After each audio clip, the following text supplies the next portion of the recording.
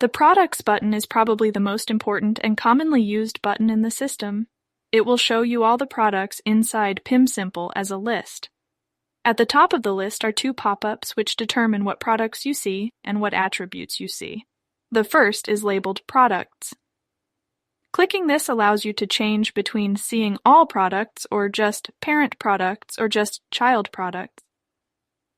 Your system might not have any hierarchy of products, but the way to think of this hierarchy is that a parent would be a product like a shirt, and the children would be the different colors and sizes of that shirt. Next to this is a pop-up which allows you to choose what view you're using.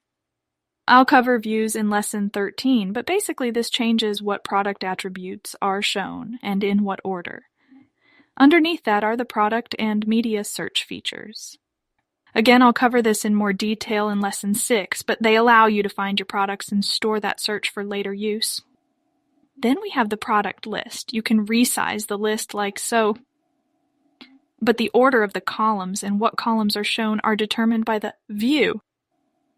Finally, at the bottom, we have a series of buttons that act upon the list. Firstly, we can delete products. Next, we can bundle a number of products together under one parent product. The Translate button allows us to bulk translate products between languages.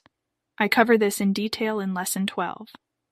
We can bulk update products with a certain value using the Update button. Contexts are covered in Lesson 10, but they allow you to store differing values against one attribute. And this button, Promote Context, allows you to pick one of these differing values as the main one. Finally, we have Select All, which allows you to quickly highlight all the products, and New Product, which allows you to add a new product. To edit a product, we double-click a product in the list. This takes us to the Product Details screen.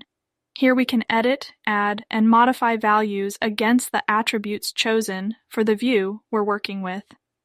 At the top of the screen, we have buttons to go back to the list. Go to the first product, go to the previous product, next product, and last product. Underneath these buttons are two pop-ups. The first is the version. The system will keep a backup of your changes for between 1 and 120 days, depending on what tier your system is. Clicking the version pop-up allows you to roll back to an earlier version of the product's values. This is great for preventing data loss or errors. Underneath that is a View pop-up, which allows you to change the view selected and an Edit View button. Again, I'll cover this in detail in Lesson 13. The main part of the screen is taken up with our attributes, which are selected and ordered by the chosen view. Media associations are shown as a grid by default, but you can switch to a list like so, or just close the box to save space, like so. At the bottom of the screen, we have buttons to delete a product, duplicate a product, change which context is the main one, save and add another product, or just save the product. I hope you found this lesson useful. Please check out all our other video lessons to learn more.